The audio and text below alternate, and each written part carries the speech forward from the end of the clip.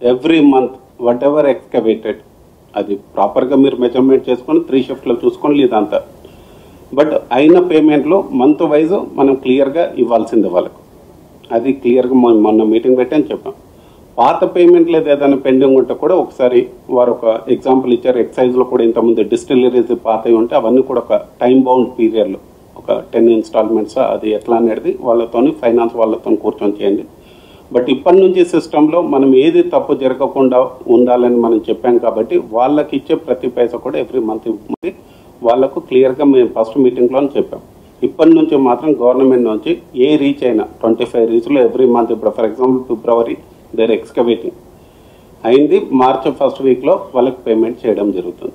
So that is the commitment given from the government and we are going to follow it up.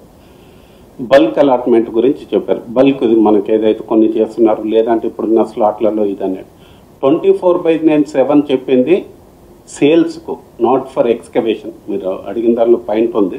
24/7కి ఇప్పుడు మనకు permission లేదు. మన ఇప్పుడు permission 2 షిఫ్ట్లు ఎక్స్కవేషన్ చేస్తాం 6 to 11. బట్ సేల్ ఇంతకుముందు ఓన్లీ 1 hour, సేల్కు మనకి ఇష్యూ లేదు, 24/7 చేయొచ్చు. అదే చేసేసాం. ఇంతకుముందు ఏంటంటే 12కు స్లాట్ ఓపెన్ అయితే 12:30 క్లోజ్ అవుతుంది, 3కి ఓపెన్ అయితే 3:30 క్లోజ్ అవుతుంది, 5కి. సో ఆ 30 minutesలో ఎంతమంది రీచ్ కాగలరు? అది పూర్తిగా రిమూవ్ చేయమన్నారు. అది ఓన్లీ అట్లా రెస్ట్రిక్ట్ చేయడం వల్లనే ఓన్లీ కొందరు కాంట్రాక్టర్లు వచ్చి కొన్ని రీచ్లకు వెళ్ళి అక్కడ మనకు బ్లాక్ అవుతుంది, అంతే కదండి. సో అది ఈజీగా మీకు అర్థం. సో అదే ఇమీడియట్గా మనం 24/7 అనేది ఇప్పుడు చేసాం. సో అది ఓపెన్ చేసాం. అంటే మీరు బుక్ చేసినా, వారు బుక్ చేసినా, ఎవరు బుక్ చేసినా కానీ ఎక్కడికి వెళ్ళి బుక్ చేసినా సిస్టమ్ 24/7 అవైలబుల్గా ఉంటుంది. ఎప్పుడు శాండ్ ఉంటుంది. ఇంతకుముందు నేను చెప్పాను కదా 12కి స్టార్ట్ 12:30కి ఇప్పుడు మీరు బుక్ చేయలేదు, 3rd row అది రాదు. ఇప్పుడు అలా లేదు. మీరు ఎంత బుక్ ఇప్పుడు ఫర్ ఎగ్జాంపుల్ నిన్న మాకు 54,000 బుక్ అయింది. నేను 1,09,000 ఆఫర్ చేశాను. 54,000 నుంచి అంటే మా ఆలోచన నెక్స్ట్ 2-3 వీక్స్లోనే 75,000కి రీచ్ కావాలని. ఇప్పటి వరకు గత ఎన్నో రోజుల నుంచి ఇది రెస్ట్రిక్ట్ చేశారు కాబట్టి ఇప్పుడు ఓపెన్ అప్ చేశాం కాబట్టి స్లోగా సిస్టంలోకి అందరు వస్తారు. సో అల్టిమేట్గా 1,00,000 రీచ్ కావాలా, తర్వాత 1,50,000 కూడా ఇవ్వడానికి ఉంది. సో ఇది 24/7 ఎందుకు ఓపెన్ అప్ చేసాం. బల్క్ అలాట్మెంట్లు కానీ ఎవరికైనా ఇప్పుడు మా దగ్గర శాండ్ది షార్టేజ్ లేదండి. శాండ్లో only problem is illegal sand mining కానీ మనకు రెవెన్యూ రాకపోవడమే పాయింట్. ఇప్పుడు యాజ్ ఆన్ టుడే ఆల్సో మా రీచెస్లో 8 లక్షల స్టాక్ యార్డ్లో ఉంది. 8 లక్షలు మా దగ్గర స్టాక్ యార్డ్లోనే ఉంది. అంటే రోజు మళ్ళీ మా ఎక్స్కవేషన్ కూడా 50,000 అవుతుంది, 50,000 అమ్ముతున్నాం. సో స్టాక్ యార్డ్లో కూడా సఫిషియెంట్గా ఉంది, మనకు ఉంది.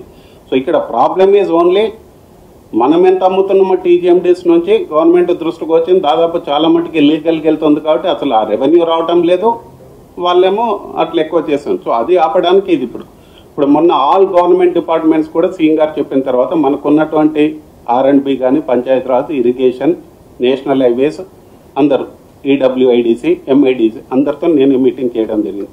నెక్స్ట్ ఇయర్కు వాళ్లకు దాదాపు 20 నుంచి 25 లక్షల శాండ్ అవసరం ఉంది. సో ప్రతి టన్ను కూడా TGMDC ద్వారానే మనం సప్లై చేయడం జరుగుతుంది.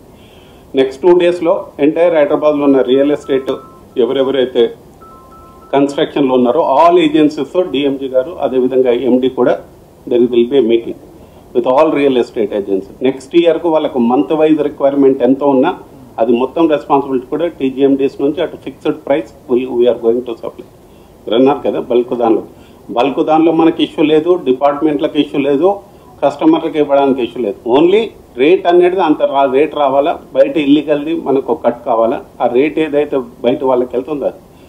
రెండవది ఇప్పుడు హైదరాబాద్ కూడా ఏ రేట్లు ఉన్నాయనేది డైలీ ఫిగర్స్ ఇప్పుడు మా వాళ్ళని పంపించి మీరు అన్నారు కదా 5,000, 3,000 అవుతుంది అన్నది. ఇప్పుడు మీరు అంటే మొత్తం ఇప్పుడు హైదరాబాద్లో అంటే ఒక్కొక్క రోజు కొంత వేరీ అవుతుందేమో. ఇప్పుడు బ్రాడ్గా అంతే కదండి, షార్టేజ్ వస్తే బట్ హైదరాబాద్లో కూడా ఏ రేట్లు ఉంటున్నాయనేది ఎవ్రీడే మార్కెట్లో మేము తెప్పించుకుంటున్నాం. సో ఇవన్నీ కూడా మనకు రేట్లు అనేది తగ్గ కావాలంటే నేను చెప్పాను కదా మోర్ శాండ్ అనేది అవైలబిలిటీ తీసుకొచ్చి మా రీచెస్లో అవైలబిలిటీ ఉంటే ఆటోమేటిక్గా మార్కెట్ అనేది స్టెబిలైజ్ అవుతుంది. మీకు తెలిసిందే కదండి, ఇప్పుడు మనం రెస్ట్రిక్ట్ చేసి 30,000, 40,000 అక్కడేమో 1,00,000 డిమాండ్ ఉంది, ఆటోమేటిక్గా రేట్ పెరుగుతుంది. బట్ 1,00,000కు నేను ఎవ్రీడే 1,00,000 సప్లై చేసి నెక్స్ట్ ఇంకో 3 monthsలో ఈవెన్ 1,50,000 నేను అవైలబిలిటీలో ఉంటే రేట్ ఆటోమేటిక్గా స్టెబిలైజ్ అయిపోతుంది. ఇంకా రెండవది అసలు సీఎం గారు అన్నట్టు డైరెక్ట్గా డోర్ డెలివరీ అనే సిస్టమ్ మీకు తెలిసింది ఎక్కడ కంట్రీలో లేదు. ఎందుకంటే అది చాలా వ్యూస్ లాజిస్టిక్స్ కానీ ఇవన్నీ అరేంజ్మెంట్స్ చేయాల్సి ఉంటుంది. లారీస్ మనమే పెట్టాల్సి ఉంటుంది, పర్ కిలోమీటర్ ఇవన్నీ మళ్ళీ ఎన్షూర్ చేయాలి కాబట్టి ఆ సిస్టమ్ డెవలప్ చేస్తున్నాం. ఆ సిస్టమ్ డెవలప్ అయినాక మాత్రం మీరు అన్నట్టుగా అసలు ఫిక్స్డ్ ప్రైస్లోనే వస్తుంది ఇంకెవరికైనా. ఎందుకంటే శాండ్ మన దగ్గర ఉంది, లారీస్ సరిగ్గా మనం ట్రాన్స్పోర్ట్ ఏజెన్సీ ఎంపానల్ చేసిన తర్వాత పర్ కిలోమీటర్ రేట్ పెట్టిన తర్వాత అది ఇవ్వడం జరుగుతుంది. తర్వాత కాళేశ్వరం మేడిగడ్డ అడిగారు ఇరిగేషన్, మీకు అదే చెప్పాను. మనకు ఇప్పుడు ఉన్నటువంటి రీచెస్లో ఒక 5 రీచెస్ ఇరిగేషన్కి ఇచ్చాం, దానిలో ఇవి కూడా ఉన్నాయి, మేడిగడ్డ కానీ కాళేశ్వరం. సో దానిలో మాకు వచ్చిన మీరు చెప్పిందే నేను కూడా చెప్పాను, మాకు కూడా ఏమి కంప్లైంట్లు వచ్చాయంటే ఇరిగేషన్ రీచెస్కి ఇచ్చిన ఓన్లీ ఇరిగేషన్ వర్క్స్కు మాత్రమే సప్లై చేయడానికి ఇరిగేషన్ మనం రీచెస్ ఇవ్వడం జరిగింది. బట్ ఆ రీచెస్ నుంచి